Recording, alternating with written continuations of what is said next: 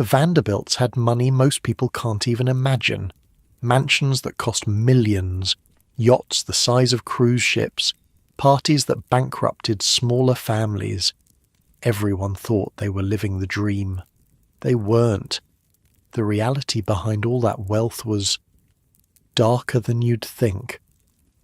Let's get into what actually happened to America's richest dynasty. Before we start, though, quick favour. If you're one of those people who actually listens to these regularly, just tap the like button. Doesn't cost anything. Helps more than you'd think. And honestly, I'm curious. Drop a comment with where you're listening from. Always trips me out thinking someone in Berlin is falling asleep to this while I'm recording it at like 2 a.m. here. Anyway, Vanderbilts. Get comfortable first. Adjust whatever you need to adjust. This one's a ride. Your eyes open slowly to unfamiliar surroundings. The year is 1650, and you find yourself aboard a cramped, creaking ship crossing the Atlantic. The smell of unwashed bodies and stale seawater fills your nostrils. The wooden planks beneath you are hard, nothing like your comfortable mattress back home. The constant rocking has made your stomach turn for weeks. Your body aches from sleeping on these rough boards. Your clothes are stiff with salt and your future is entirely uncertain. You're Jan Ertzen, though everyone will soon call you Jan from de Bilt or Vanderbilt. You've left everything behind in the Netherlands, gambling your entire existence on the promise of a new world. The old life was unbearable, with no opportunity and crushing poverty. At least here, on this miserable ship, there's hope. Land's been sighted, someone shouts from above deck. You scramble up to join the other passengers, legs wobbly after weeks at sea. There it is, a smudge on the horizon. New Amsterdam, later to be called New York. You have no idea that your name will one day be synonymous with this very city. Okay, so picture this. You're a servant, not a fancy, gentleman's gentleman kind of servant. Just a regular, do what you're told, empty the chamber pots kind of servant. That was Jan Ertzen's life when he arrived in America. Jan came from the village of de Bilt in the Netherlands, and when he started working for the wealthy Van Coven family, he needed a last name. So Vanderbilt it was, from de Bilt. Little did this poor immigrant know that someday his name would be on universities, mansions and museum wings. But here's the wild thing. It would take over 150 years before any Vanderbilt had serious money. Can you imagine? Your great-great-great-great-grandkids becoming billionaires? You'd be like, wow, took you guys long enough. This new world is nothing like they promised, you mutter to yourself as you scrub another pot in the Van Coven kitchen.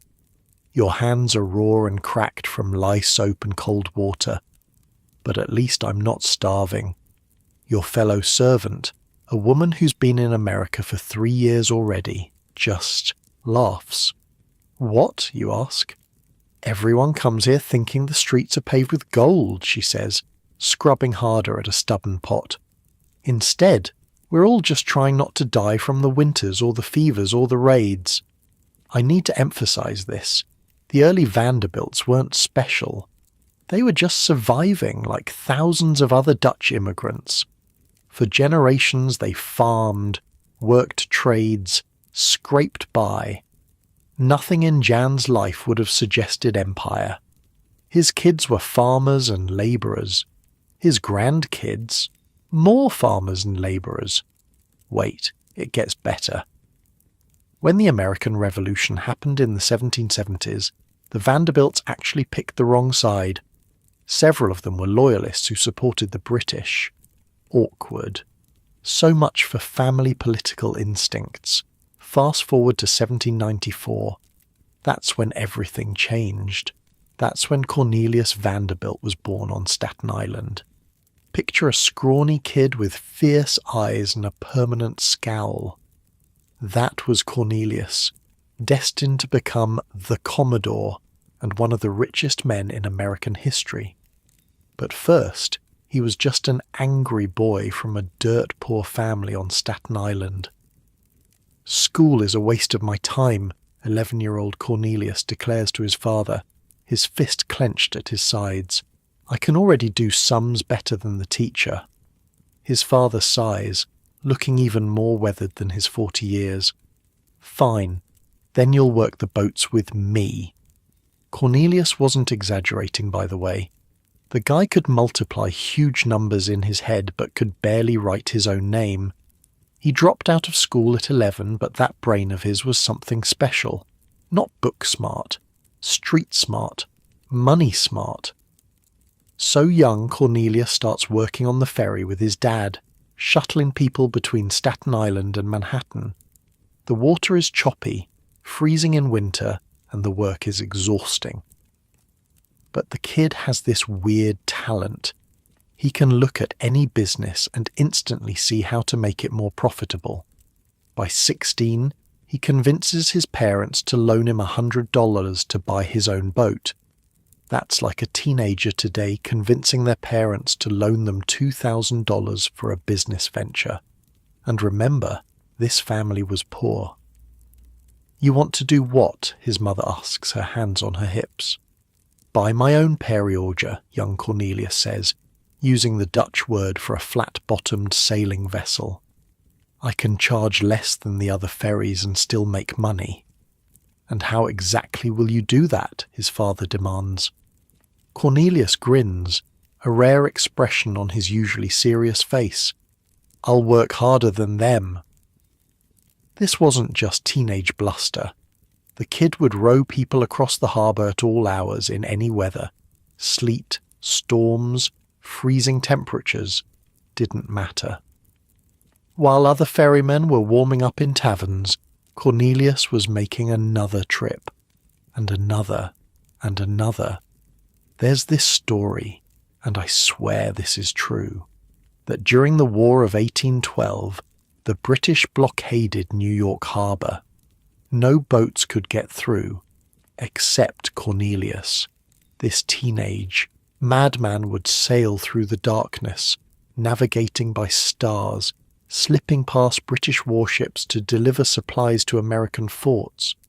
The government paid him handsomely for each successful run. By 19, he'd saved enough to get married to his first cousin. Yeah, I know. Different times. Her name was Sophia Johnson, and she was apparently the only person who could handle Cornelius's intense personality. "I won't be poor," he tells Sophia on their wedding night. "I'll make us rich if it's the last thing I do." She probably had no idea just how rich he meant. By his early 20s, the Commodore, he wasn't called that yet, but we'll use it for clarity, was already making good money with his ferry service. Then he does something that might seem weird today. He sells his boats and goes to work for someone else, a guy named Thomas Gibbons. Here's the genius part. Gibbons was fighting a legal battle against a monopoly that controlled steamboat traffic. While working for Gibbons, Cornelius learned everything about steamboats and the shipping business. He was basically getting paid to go to business school. When Gibbons won his case at the Supreme Court, a hugely important case called Gibbons versus Ogden that established federal control over interstate commerce, Cornelius was perfectly positioned to take advantage. "The future isn't in sailboats or rowboats," he tells Sophia one night after the children have gone to bed. "It's in steam, and I'm going to build the biggest fleet in America." And damn if he didn't do exactly that. By the 1830s, Cornelius was running steamboat lines up and down the East Coast. He was so aggressive in business that competitors literally called him Commodore as a joke, referring to his fleet. The name stuck, though the joke didn't. Nobody was laughing at him for long. The Commodore had this business approach that was basically scorched earth. He'd enter a market, slash prices below cost until competitors went bankrupt, buy them out, then raise prices again. Today, this would be super illegal. Back then, it was just called being good at business. "I don't build for the present," the Commodore tells one of his sons during a rare moment of openness. "I build for the future." This wasn't just talk. By the 1840s, when he was in his 40s, the Commodore was already eyeing the next big thing, railroads. And this is where the real money started. But here's the crazy thing about the Commodore. He was absolutely ruthless in business and fairly terrible as a human being. He cheated on his wife constantly. He neglected his 13 children except when they were useful to his business. He once told a businessman who complained about his tactics, "What do I care about the law? Ain't I got the power?" The guy was the original fuck your feelings businessman, except he'd have said it way more colourfully. His own son once said, "My father was a born fighter and money-maker, but of gentleness and affection he knew nothing." By the 1850s, the Commodore is moving his family to Manhattan. His oldest son William, everyone called him Billy, is his right-hand man in business. They buy a house in what's now the super-fancy Greenwich Village. But even with millions in the bank, the Commodore lives relatively modestly. He's not into showing off wealth, just accumulating it. This was a man obsessed with building something. What exactly? Even he probably couldn't have told you. He just wanted more. More ships, more railroads, more money. It was like he was trying to fill some hole inside himself that could never be filled. During the Civil War, he donated his largest and fastest ship, the Vanderbilt, to the Union Navy. It was worth millions in today's dollars. President Lincoln personally thanked him. Congress awarded him a gold medal. But the Commodore wasn't doing it out of patriotism. He was doing it for status. He'd achieved wealth beyond imagination. But the old New York families still saw him as new money, an uncouth ferry boy from Staten Island. "They'll never accept us," his wife Sophia tells him one night, "no matter how much money you make." "Then I'll make so much they can't ignore us," he replies. After the war, the Commodore goes all in on railroads. He buys the New York and Harlem Railroad, the Hudson River Railroad, and in his greatest coup, takes control of the New York Central Railroad. By 1870, he controls the most important rail lines in America. Let me put this in perspective. This would be like one person today controlling all the airlines, plus Amazon's delivery network, plus Uber. The man had a monopoly on how people and goods move through the economic heart of America. The money is now pouring in so fast it's obscene. The Commodore is making the equivalent of millions per week. This is Gilded Age capitalism in its purest form. No income tax, no real regulations, just pure unbridled wealth accumulation. In 1876, Sophia dies after 56 years of marriage. Despite his infidelities, the Commodore is genuinely devastated. Within months, though, he remarries a much younger woman, partly to spite his children, who he thinks are just waiting for him to die so they can inherit. By early 1877, the Commodore's own health is failing. He's 82 years old, confined to his bedroom in his Manhattan mansion. His body is betraying him after a lifetime of driving it mercilessly. You stand at the window of the Commodore's bedroom, watching as a light snow falls over Manhattan.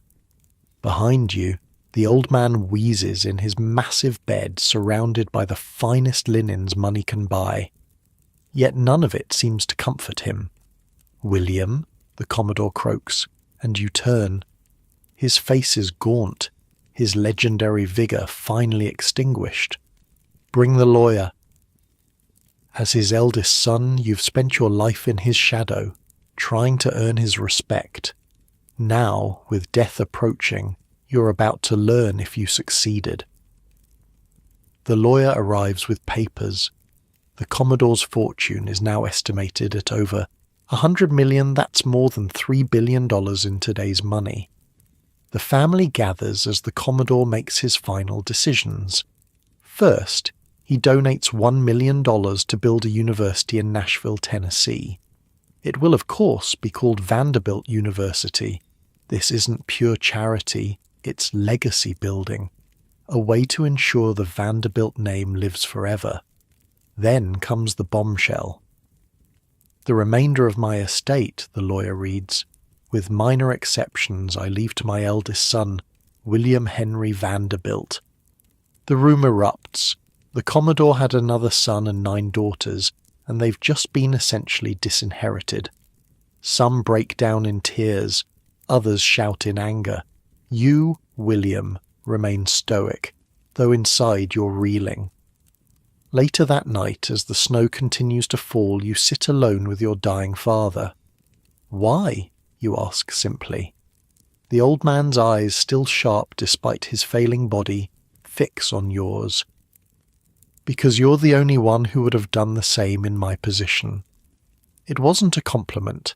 It was an acknowledgement that the Commodore had recognized in William the same ruthless business instinct he himself possessed. In death, as in life, the Commodore had found a way to create maximum drama. The will was sensational news across America. The richest man in the country had just cut off most of his family from his immense fortune. The siblings were, understandably, furious. 3 of them decided to contest the will in court, claiming that Billy had unduly influenced their father. They're saying I hired a spiritualist, Billy tells his wife one evening, his voice tight with anger. That I had this woman convince father to change his will. Did you? His wife asks, not looking up from her embroidery. Billy doesn't answer directly. They want their share. They'll say anything. And here's where it gets really interesting. Billy didn't want this fight to go to court. Not because he might lose. The Commodore's wishes were pretty clear. No, he was worried about family secrets coming out in public testimony. So he settled. He paid off his siblings, though not very generously. The famous Vanderbilt fortune was now firmly in Billy's control. The newspapers of the time were obsessed with the story. "The Vanderbilt will," screamed the headlines. "Family at war." Americans were simultaneously disgusted and fascinated by this display of extreme wealth and family dysfunction. But the most dramatic chapter of the Vanderbilt saga was just beginning. The Commodore had built the fortune through ruthlessness and vision. Now his son had to figure out what to do with one of the largest personal fortunes in world history. And Billy Vanderbilt would soon discover something his father never had to face. When you're that rich, money itself becomes a burden. The Commodore died on January 4th, 1877. Billy was now the richest man in America, possibly the world, and he had his own ideas about what to do with all that wealth. It's the early morning after the Commodore's death.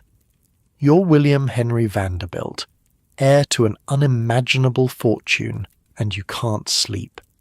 You wander through the mansion, thinking about your father. $100 million, you whisper to yourself, the number still impossible to grasp. What am I supposed to do with all this? Unlike your father, you don't love money for its own sake. You see it as a mixed blessing. You're already in your 50s, your health isn't great, and now you have this massive responsibility. "Are you coming back to bed?" your wife Maria asks, finding you staring out the window at the city lights. "Do you think I'll be remembered as just his son?" you ask her. "Is that all I am?" Maria puts her hand on your shoulder. "You're more than that. You always have been." The truth is, Billy was actually a more naturally gifted businessman than his father. The Commodore built the fortune, but Billy would double it in just 8 years.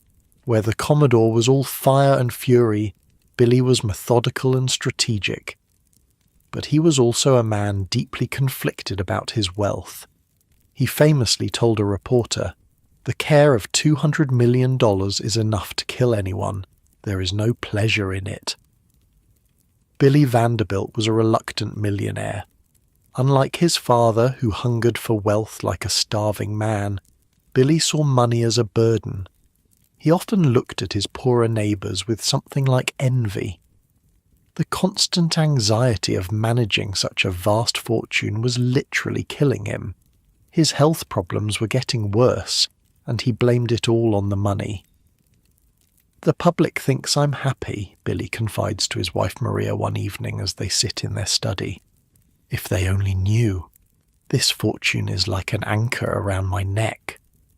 Maria puts down her book. "Then why continue building it?" Billy sighs and stares into the fire. "Because it's all I know how to do." And build it he did. Where the Commodore had been flashy and combative in business, Billy was quiet and methodical. He expanded the railroad empire, consolidated holdings, and streamlined operations. The New York Central Railroad became one of the most profitable companies in American history under his leadership. In just 8 years, Billy doubled the Commodore's fortune to over $200 million, that's around $6 billion today. All while complaining about how much he hated being rich. Talk about a weird flex. "Mr. Vanderbilt, what would you say to those who criticize your growing wealth?" a reporter asks him after a railroad board meeting. Billy, irritated by the question, snaps back. "The public be damned. I'm working for my stockholders." Oh man, that quote haunted him. It was the 1880s version of going viral for all the wrong reasons. What he meant was that he was focused on running a profitable business, not on public opinion. But it came across as the ultimate rich guy saying he didn't care about regular people. Despite his gruff exterior, Billy wasn't actually as heartless as his father. He gave generously to hospitals, churches, and schools. But he did it quietly, often anonymously. He didn't want the attention. In 1883, Billy commissioned a new family home on Fifth Avenue. It was luxurious but not particularly ostentatious by the standards of what was to come. Billy wasn't into showing off. He just wanted comfort. Let me paint you a picture of Billy's daily routine. He'd wake up early, have a simple breakfast, and then dive into railroad business until late afternoon. After work, he'd enjoy art. He was building quite a collection, have dinner with family and go to bed early. No wild parties, no extravagant spending sprees. Just a quiet, disciplined life surrounded by unimaginable wealth. "You know what my father would say if he could see me now?" Billy asks his oldest son Cornelius II one evening, as they review railroad ledgers together. "He'd say I'm not enjoying the money enough." Cornelius looks up. "And what would you say to him?" Billy smiles faintly. "That he's right. I'm not. But I'm not sure he enjoyed it either." This right here is the central tragedy of the early Vanderbilts. The Commodore spent his life accumulating wealth, but never figured out how to enjoy it. Billy doubled that wealth, but found it more a burden than a blessing. But their children and grandchildren, oh, they would figure out how to spend it. Boy, would they ever. In 1885, just 8 years after inheriting his father's fortune, Billy's health took a turn for the worse. One day, after arguing with a railroad executive, he collapsed from a stroke. Within hours, he was dead. He was only 64 years old. Let that sink in. The richest man in America, and possibly the world, dead at 64 from stress and overwork. All that money couldn't buy him peace or health, or even a long life. The funeral was massive. Wall Street closed for the day. Thousands lined the streets to watch the procession. The Vanderbilt name was now synonymous with almost unimaginable wealth. Billy's will was more generous than his father's had been. He divided the bulk of his fortune between his two oldest sons, Cornelius Vanderbilt II and William Kissam Vanderbilt. Each received about $65 million, over $1 billion in today's money. His other children and his wife received smaller but still substantial inheritances. And here's where the Vanderbilt story really gets wild. Because these two sons had very different ideas about what to do with their newfound wealth. Cornelius II, or Cornel, as the family called him, was serious and responsible, much like his father. He took over running the railroad business and was known for his philanthropy. He gave away millions to charities, churches, and the YMCA. The joke in New York society was that any bum on the street could get $1 from Cornel Vanderbilt just by asking. Your generosity will deplete your inheritance, his financial advisor warns him one day. Would that be such a terrible thing? Cornel responds. My grandfather and father accumulated more than any family needs. William Kissam Vanderbilt, known as Willie K., had other ideas. He was more interested in yachts, racehorses, and enjoying life than in business or charity. And in 1875, he had married a woman who would change the course of the Vanderbilt dynasty, Alva Smith. Alva came from a once wealthy Southern family that had lost everything in the Civil War. She was smart, ambitious, and had expensive taste. She was also absolutely determined to break into New York high society, something that even the Vanderbilt millions had failed to accomplish so far. See, here's the thing about New York in the 1880s. Money alone wasn't enough to be accepted in high society. The old families, the Astors, the Schermerhorns, the Livingstons, looked down on the Vanderbilts as new money. They weren't invited to the right parties. They weren't included in the social register. They were rich, sure, but they weren't elite. And this drove Alva absolutely crazy. It's ridiculous, she fumes to Willie K. one evening. That woman Caroline Astor acts like her family invented society. Her husband isn't half as rich as you. Willie K., who honestly doesn't care that much about society, shrugs. What does it matter? We can't buy our way in.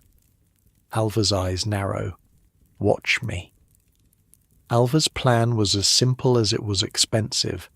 She would build a house so magnificent that high society would have to take notice. Not just any house, a French chateau in the middle of Manhattan. $3 million, Willie K. sputters when the architect presents the estimate. For a house? Not a house, Alva corrects him. A statement. That's over $80 million in today's money, by the way. For a house. And it took 3 years to build. The result was 665th Avenue, a limestone palace designed by Richard Morris Hunt, with features never before seen in an American home. It had a gymnasium, a ballroom that could fit 200 people, and even its own power plant to generate electricity at a time when most of the city still used gas lighting. But the real masterstroke came with the housewarming party. Alva planned a costume ball so elaborate, so excessive, that it would be impossible for society to ignore. The date was set for March 26, 1883. And then came the delicious strategic move. Invitations went out to everyone who mattered in New York society, with one notable exception. There was no invitation for Caroline Astor's daughter. Now, at this time, Caroline Astor was basically the queen of New York society. She determined who was in and who was out. And Alva knew exactly what she was doing by excluding Carrie Astor from what promised to be the event of the season. The Astor girl was devastated. Her friends were all talking about their costumes for the ball, and she was going to miss it. She cried to her mother, who now faced a dilemma. Caroline Astor had never formally acknowledged the Vanderbilts by leaving her calling card at their home. the 19th century equivalent of accepting a friend request. But now, if her daughter was to attend this ball, she would have to. Victory for Alva. Caroline Astor came calling. The social barrier was broken. The Vanderbilts were in.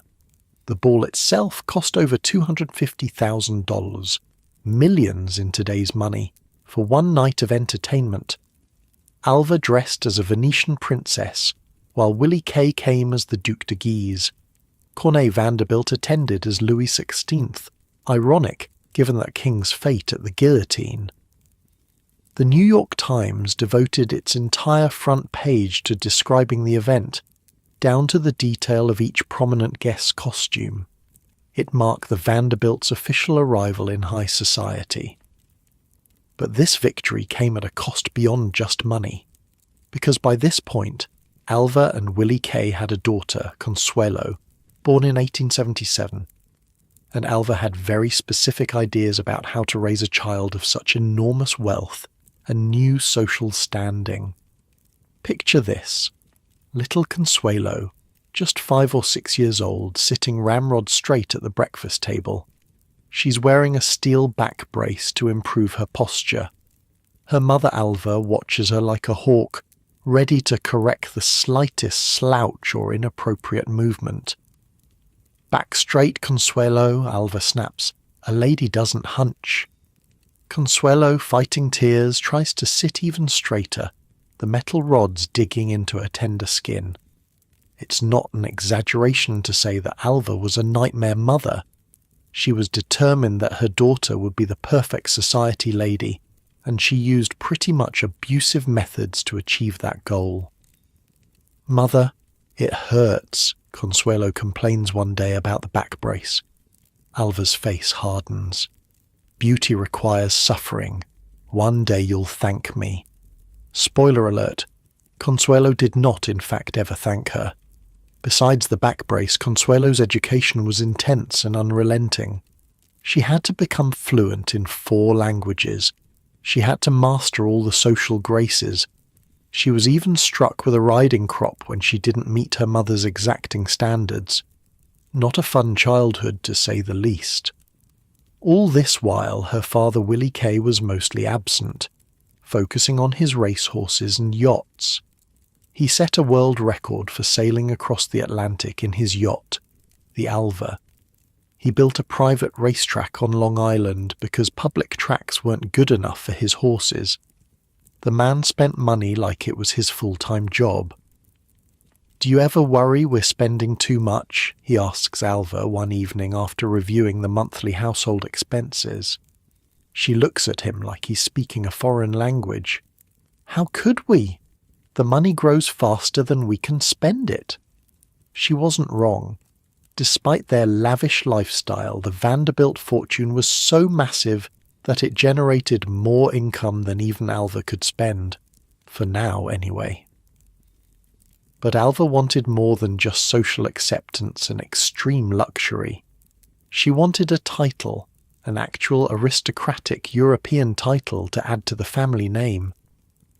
"America has no aristocracy," she complains to a friend over tea in her palatial drawing room. "In Europe they understand proper social order." Her friend raises an eyebrow.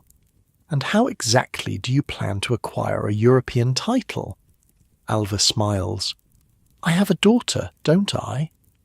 "Ah, yes." Poor Consuelo, who by this time is a teenager, is about to discover that her mother has been grooming her for one specific purpose: to marry into European nobility. This wasn't an unusual goal for super-wealthy American families in the late 19th century. In fact, there was a whole wave of these marriages, American heiresses with huge dowries marrying cash-poor European aristocrats who needed money to maintain their estates and lifestyles. They even had a name, dollar princesses. But Alva took this to a whole other level of determination. By the early 1890s, Consuelo is a striking young woman. Tall and slender, with dark hair and eyes, she's considered a great beauty. And she's also one of the most eligible heiresses in America. Her dowry is rumoured to be $20 million, an astronomical sum. And Alva has her sights set on the perfect match. Charles Spencer Churchill, the 9th Duke of Marlborough. The Duke, everyone called him Sonny because his first title was Earl of Sunderland, was the cousin of a young Winston Churchill. He had an impressive title and an even more impressive ancestral home, Blenheim Palace, one of the largest and grandest houses in England. What he didn't have was money. The Marlborough family fortune was gone, and Blenheim was falling into disrepair.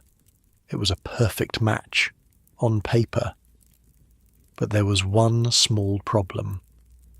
"I don't want to marry him, Mother," Consuelo says, tears streaming down her face. "I don't even know him." Alva's expression doesn't change. "You'll learn to know him after you're married." "But I'm in love with Winthrop Rutherford," Consuelo pleads, referring to a handsome American she's been secretly seeing. "Love?" Alva scoffs. "What does love have to do with marriage? You will be a duchess. That matters more than some fleeting emotion." But Consuelo continues to resist the idea. She doesn't want to leave America, doesn't want to marry a stranger, and definitely doesn't want to give up on the man she actually loves. So Alva, ever the strategist, takes drastic action. One morning she collapses dramatically in her bedroom. Doctors are summoned. Whispers spread through the house that Mrs. Vanderbilt is gravely ill, perhaps dying. Consuelo is called to her mother's bedside. "My heart," Alva whispers weakly. "The doctor says the strain is too much. Your refusal is killing me, Consuelo." Consuelo, horrified that she might be responsible for her mother's death, agrees to meet the Duke. Here's the kicker. Alva wasn't sick at all. It was all a manipulation to force her daughter to obey, and it worked. The Duke arrives in America and begins courting Consuelo. He's not particularly handsome, nor is he especially charming, but he has a title, and his family needs money desperately. In one of the rare moments of honesty between them, Sonny admits to Consuelo that he's not marrying for love either. "My family home is crumbling," he tells her during a chaperoned walk through Central Park. "The roof leaks in 30 places. The estate loses money every year." Consuelo, resigned to her fate, nods. "So we both have our duties." "Yes," he agrees. "Perhaps friendship can be enough." The wedding is set for November 6th, 1895. It will be the social event of the season, an American heiress becoming a duchess, joining one of England's most aristocratic families. But just days before the wedding, something unexpected happens. Alva announces that she wants a divorce from Willie K. Vanderbilt. This is shocking news. Divorce in the 1890s was scandalous, almost unheard of in high society. And the timing, right before her daughter's wedding, makes no sense. "William has been unfaithful," she tells the press, painting herself as the wronged wife. The reality was more complicated. Yes, Willie K. had been unfaithful throughout their marriage, but so had Alva. They'd been living separate lives for years. The real question was, why now? Some historians believe it was another power play. By positioning herself as the wronged woman, divorcing her philandering husband right before her daughter's society wedding, Alva ensured that she, not Willie K., would be the centre of attention. Others suggest there was an even more calculated reason. There were rumours that Willie K. opposed the marriage to the Duke, feeling that Consuelo was being sold off to satisfy her mother's social ambitions. By divorcing him, Alva removed any possibility that he could interfere. Whatever the reason, the divorce was a sensation in the press, and it cast a shadow over what should have been Consuelo's big day. The night before her wedding, Consuelo cries her eyes out. She's about to marry a man she doesn't love, move to a country she barely knows, and leave behind the man she does love. all to satisfy her mother's ambition and save a crumbling English palace. "It's not too late," her friend says, holding her hand. "You could still refuse." Consuelo shakes her head. "You don't know my mother." On the morning of the wedding, Alva finds her daughter still crying. "Shut up," she hisses. "There are reporters outside.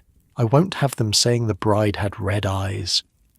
So Consuelo dries her tears and puts on her wedding dress, a Worth gown that cost more than most Americans would earn in a decade. She walks down the aisle of St. Thomas's Church on Fifth Avenue, past 2,000 guests to marry a man she doesn't love. Outside, a crowd of over 2,000 people has gathered, held back by police. The American public is fascinated by this real-life fairy tale, even if those who knew the truth understood it was more like a business transaction. As Consuelo and the Duke exchange vows, both of them understand exactly what this marriage is. She gets a title, he gets her money. The New York Times calls it the wedding of the century. Alva calls it her greatest triumph. Willie Kay, now divorced, watches from the crowd with mixed emotions. His daughter is marrying into one of England's grandest families, but at what cost? "Are you pleased with yourself?" he asks Alva at the reception, keeping his voice low. "Immensely," she replies without hesitation. "Our daughter is a duchess. What more could a mother want?" "Her happiness, perhaps," Willie Kay suggests. Alva waves this away. She'll be happy enough with her title and her palace. After the wedding, Consuelo and the Duke sail to England. She brings with her a dowry of $2.5 million in cash, about $75 million today, and securities that would provide an annual income of around $100,000, enough to begin the massive renovations needed at Blenheim Palace. For Alva, it's mission accomplished.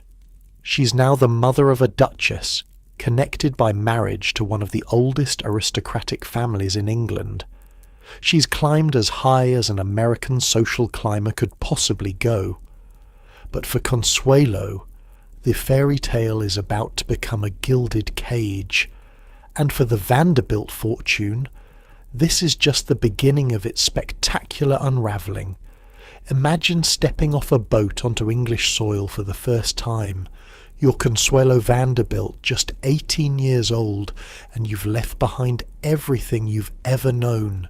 Your country, your friends, the man you actually loved, all to become the Duchess of Marlborough. The American newspapers call you the Dollar Duchess, and that pretty much sums up your value in this transaction. "Welcome to your new home, Duchess," the Duke says formally, as the carriage approaches Blenheim Palace. Your breath catches in your throat. The palace is massive. Over 187 rooms spread across 7 acres. It makes even the Vanderbilt mansions look modest by comparison. Built in the early 1700s for the first Duke of Marlborough, it's one of England's largest homes. "It's overwhelming," you manage to say. "Wait until you see the leaking ceilings," he replies dryly. The marriage was exactly what everyone expected, a business arrangement thinly disguised as a union of hearts. Consuelo got her title, and the Duke got her money. Within weeks, Consuelo's Vanderbilt fortune was being used to replace roofs, restore artwork, and modernize plumbing at Blenheim. But money couldn't buy happiness, especially in the chilly halls of the English aristocracy. Consuelo found herself isolated, scrutinized, and thoroughly homesick. The English aristocrats viewed her as a curious American specimen, wealthy but fundamentally inferior.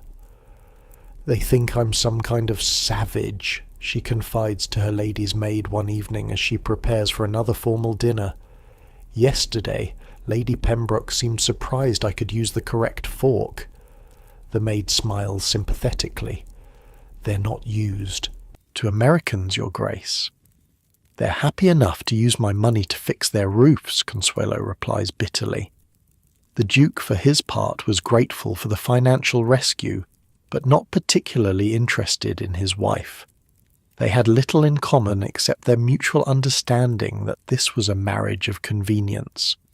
He spent most of his time with his aristocratic friends, hunting and attending to estate business.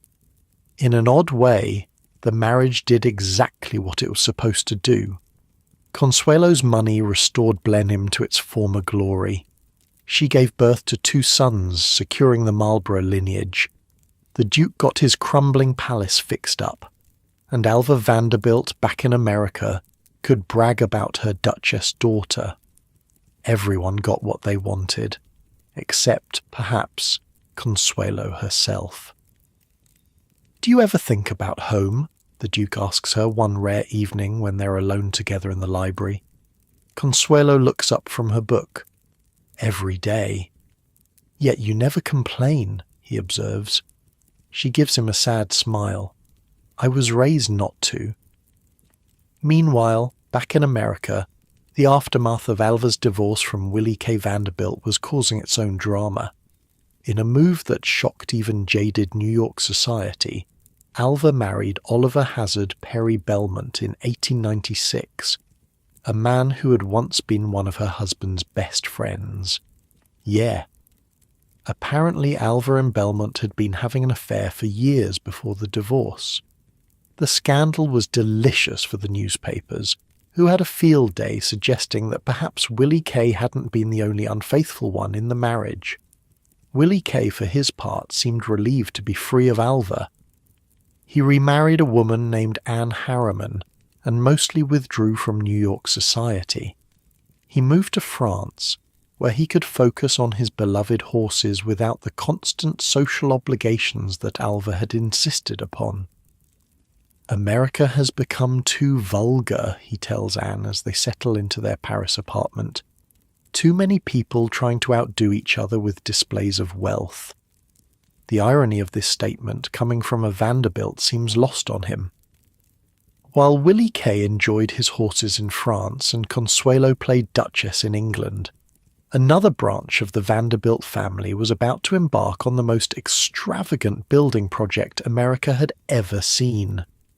George Washington. Vanderbilt II was the youngest son of William Henry Vanderbilt. Unlike his older brothers Cornelius II and Willie K., George wasn't particularly interested in the railroad business or social climbing. He was quiet, intellectual, and loved art and books. In 1888, during a trip to Asheville, North Carolina with his mother, George fell in love with the Blue Ridge Mountains. The views reminded him of European landscapes he'd seen during his travels. "I could build a summer home here," he tells his mother as they look out over the misty mountains. "Something simple and peaceful." His mother smiles. "You're a Vanderbilt, dear.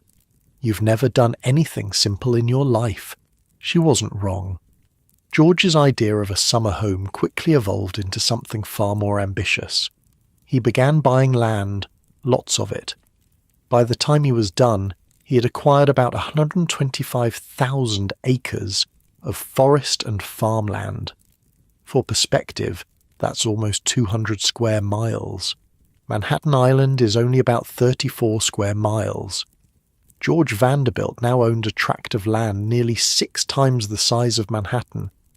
Then he hired the most famous architect in America, Richard Morris Hunt, to design his Little Mountain Retreat. Hunt had previously designed mansions for other Vanderbilts, but George wanted something different, something inspired by the grand chateau of France's Loire Valley. Frederick Law Olmsted, the designer of Central Park, was brought in to plan the grounds and gardens. This wasn't going to be just a house. It was going to be an entire self-contained world. Construction began in 1889. Hundreds of workers toiled for 6 years to create what would eventually be called Biltmore Estate. A private railroad spur was built just to bring in materials. An entire brick factory was established on site to produce the millions of bricks needed. "Is there an end in sight?" George's friend asks during a visit to the construction site in 1892. George gestures to the partially built structure. "We've only just begun. The main house will have 250 rooms."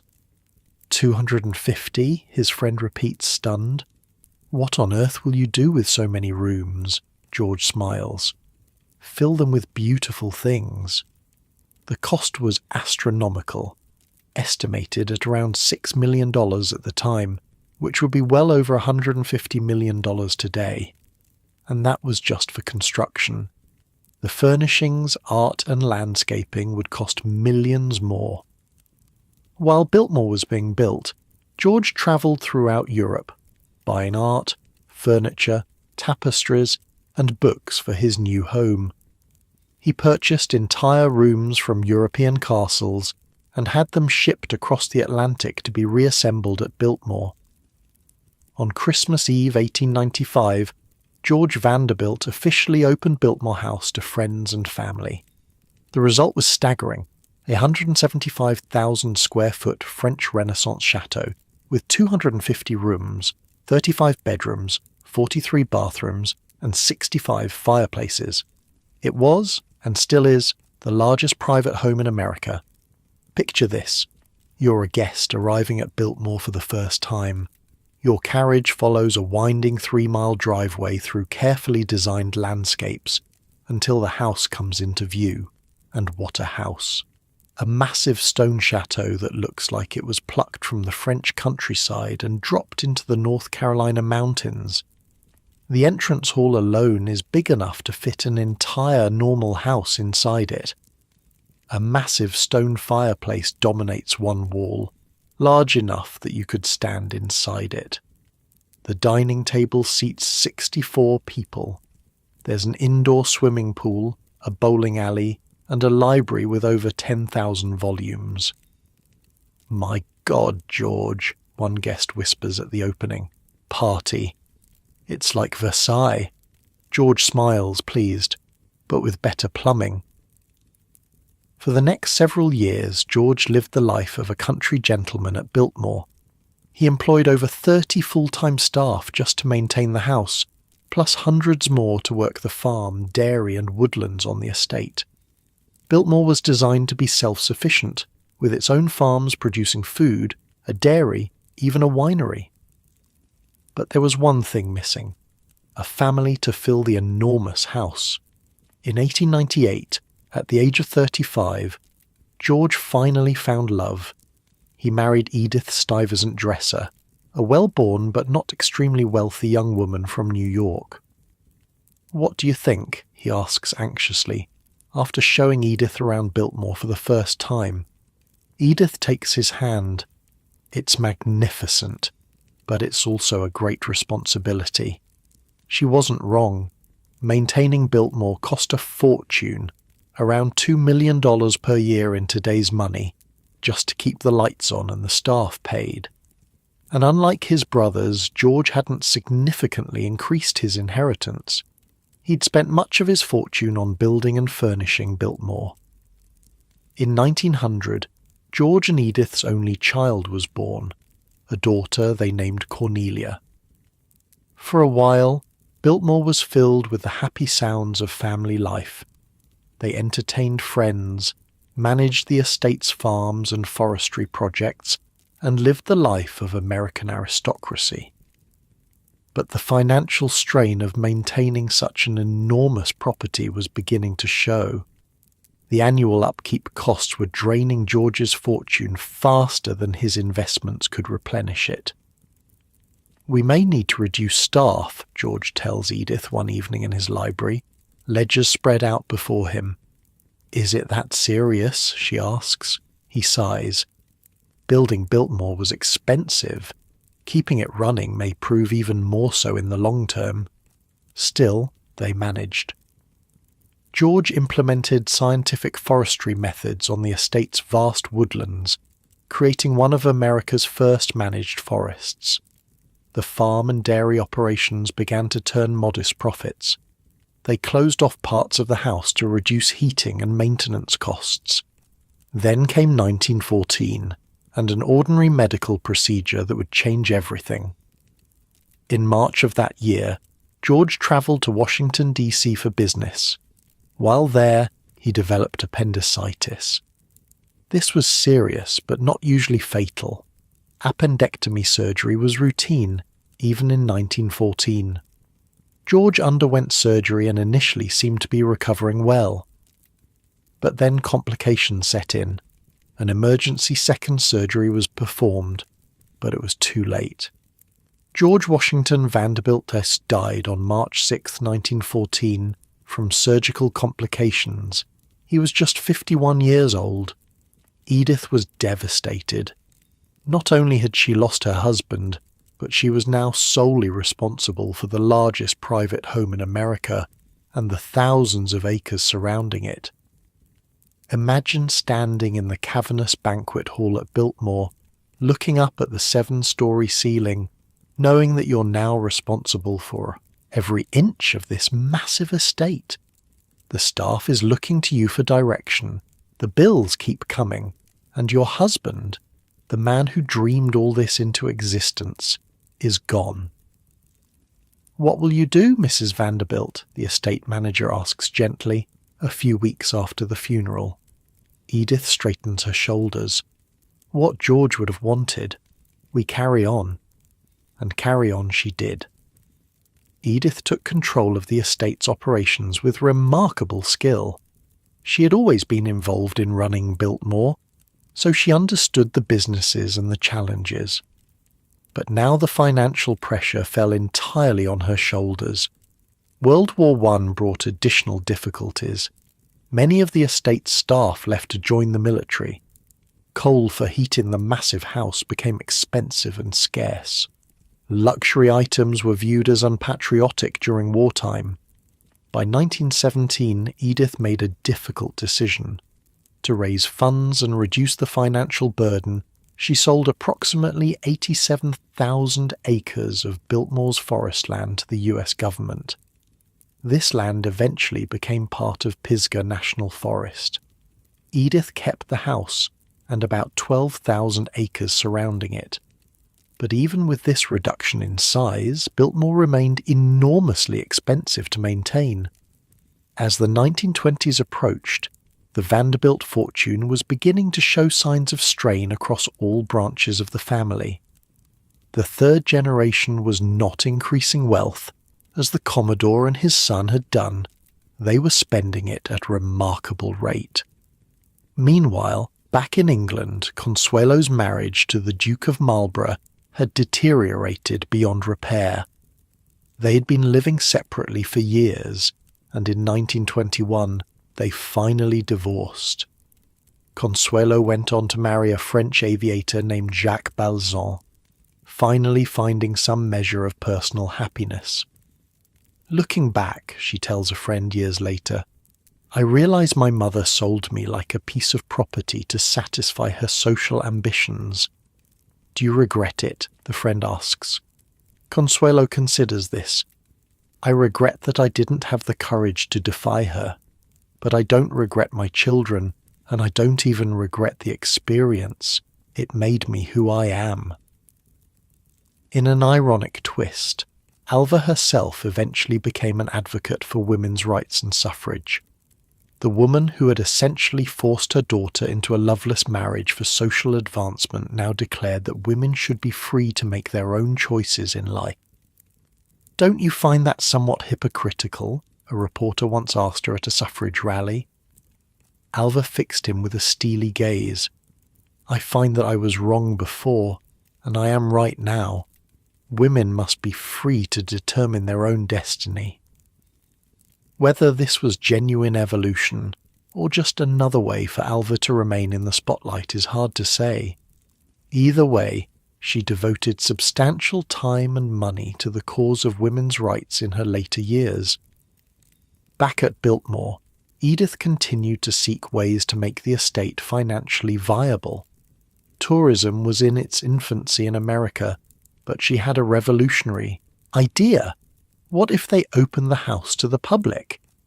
This was a shocking notion at the time. Private homes, especially those of the ultra-wealthy, were just that, private. The idea of letting ordinary people tour your home was unheard of, but Edith was practical. The house was an architectural treasure, filled with priceless art and antiques. People would pay to see it, and that money could help maintain the estate. What would the other Vanderbilts say? Her daughter Cornelia asks when Edith proposes the idea. They're welcome to help pay for the upkeep instead, Edith replies dryly. In 1930, in the early days of the Great Depression, Biltmore House was officially open to the public.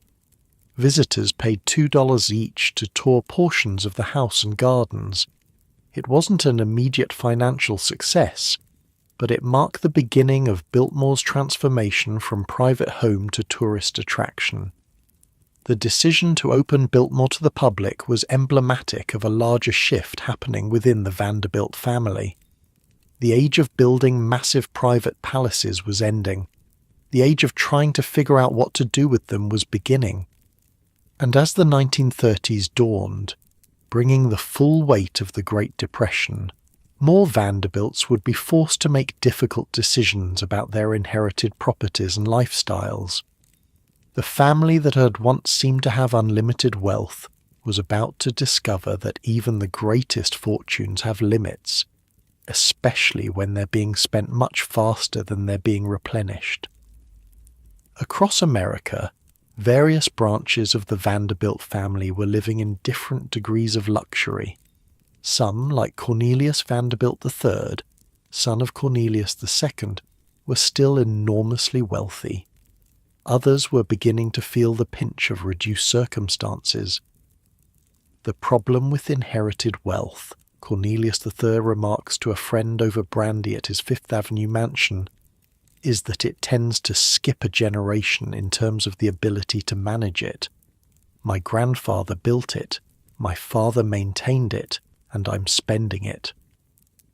This pattern, builders, maintainers, and spenders, was playing out across all branches of the Vanderbilt family, and the spenders were about to face the harsh economic realities of the 1930s depression. While George Vanderbilt was building his mountain chateau in North Carolina, his older brother Cornelius II had been constructing his own summer cottage in Newport, Rhode Island. And I use cottage in the most sarcastic way possible, because there was nothing cottage-like about the breakers. Picture this: a 70-room Italian Renaissance palace perched on the cliffs overlooking the Atlantic Ocean. We're talking 138,000 square feet of opulence, marble imported from Africa and Italy, ceilings painted by European artists, a massive great hall with 50-foot ceilings. The breakers made even Newport's other mansions look modest by comparison. "What do you think?" Cornelius II asks his wife Alice as they stand in the newly completed Great Hall in 1895. Alice takes in the soaring space with its limestone columns and gilded details. "It's magnificent, but do you ever wonder if perhaps we've gone too far?" Cornelius laughs. "Too far? There's no such thing for a Vanderbilt." But Alice might have been onto something, because the breakers, like Biltmore, cost a fortune to build, around $12 million in today's money, and then required a small army of staff to maintain it. The family only used it for about 8 weeks each summer during Newport's social season. 12 gardeners just for the grounds," Alice murmurs to a friend during a garden party. And that's before you count the footmen, maids, cooks, and butlers. Her friend raises an eyebrow. "One does wonder where it ends." "It doesn't," Alice replies. "That's what worries me." Cornelius II died suddenly in 1899 of a cerebral hemorrhage, leaving the breakers to his wife Alice. He was only 55 years old, another Vanderbilt man who didn't live to see old age despite his immense wealth. Alice continued to use the breakers as a summer home, eventually passing it to her youngest daughter Gladys. By 1934, Gladys Vanderbilt, who had married a Hungarian count and become Countess Gladys Szechenyi, found herself in the same position as many Vanderbilts, land rich, cash poor. The Great Depression had hit the family hard, not because they lost everything, but because their lifestyle was so expensive to maintain. The annual cost of running these massive properties was draining their capital faster than their investments could replenish it. So Gladys made the same decision Edith had made at Biltmore. She leased the breakers to the Preservation Society of Newport County for a token payment of $1 per year. It was symbolic more than financial,